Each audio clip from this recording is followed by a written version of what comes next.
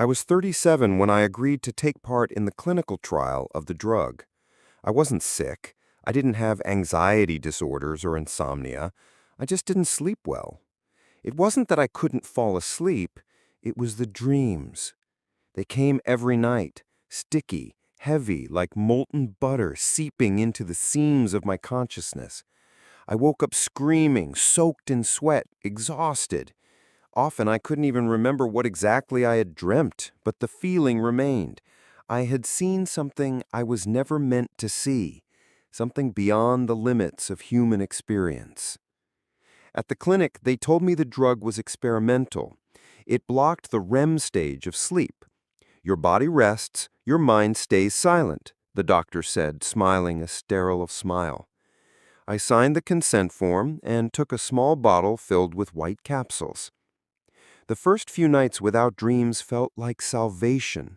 I slept like the dead and woke up without anxiety. For the first time in years, I felt like my brain had truly rested. The silence in my head became a blessing. But after a week, there was a strange aftertaste, as if my brain had started craving dreams, like lungs crave air. On the 10th day, I first noticed that time was flowing differently. I sat in the kitchen with a cup of coffee, staring out the window at the wet asphalt, and something in the colors of the world seemed off. The lines of objects appeared sharper, and the shadows longer, darker, as if someone invisible had tilted reality at a different angle. I blamed fatigue, the weather, the new medication, but the world kept behaving strangely. People on the street moved in jerks like in old movies when the frames don't quite match up. Once a day I was hit by waves of déjà vu. The same words, the same sounds, the same glances from strangers passing by. More and more I caught myself realizing I couldn't remember minutes or even hours. I'd stand in front of the bathroom mirror and come back to myself staring into my own eyes, as if they weren't mine. On the 13th day, I saw it for the first time. Not a dream, not a hallucination, something else. I woke up in the middle of the night with the overwhelming sense that someone was standing by my bed. I knew I wasn't dreaming. The drug simply didn't let me enter REM sleep. But I saw, or rather, I felt it, a presence, like a weight on my chest, like the smell of smoke when there's no fire.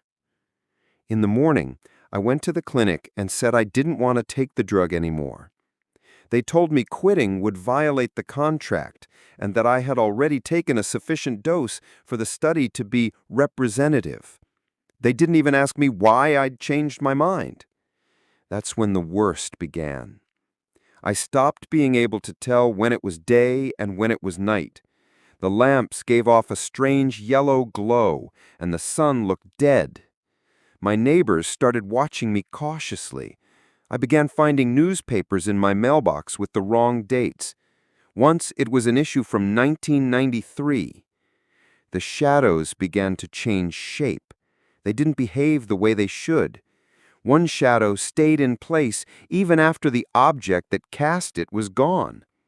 I was in a store when I noticed my own shadow lingered several seconds longer than I did. I couldn't fall asleep naturally anymore. My body slept, but my brain refused to rest.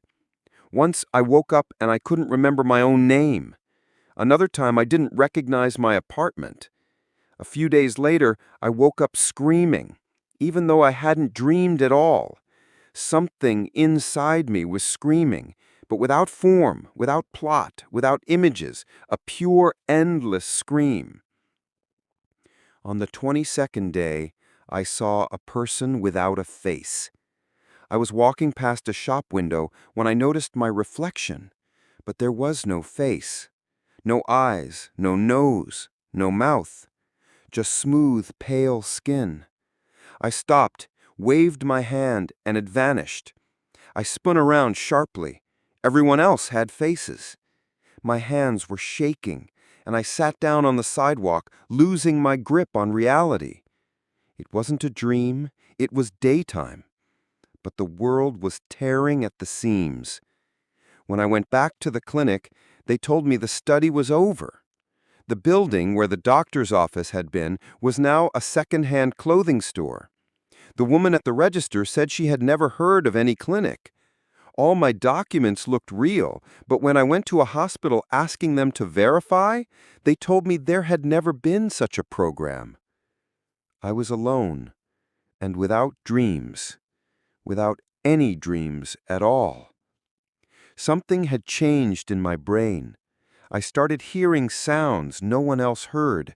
At first, whispers, then voices, not external ones, but somehow under the cortex of my mind.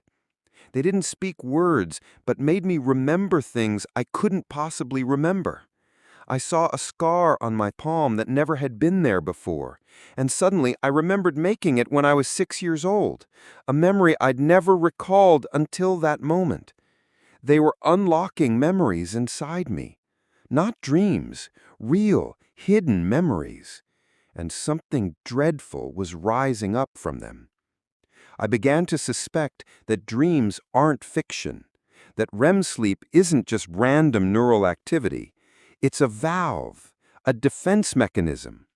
Without dreams, the brain doesn't filter reality. I started seeing everything that had always been there, hidden by dreams. I saw darkness shifting in the corners of rooms. I saw reflections in mirrors that weren't quite my own. I saw them. I don't know how to describe them.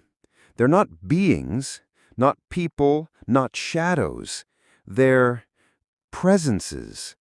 They had always been there, but the dreams had kept them away.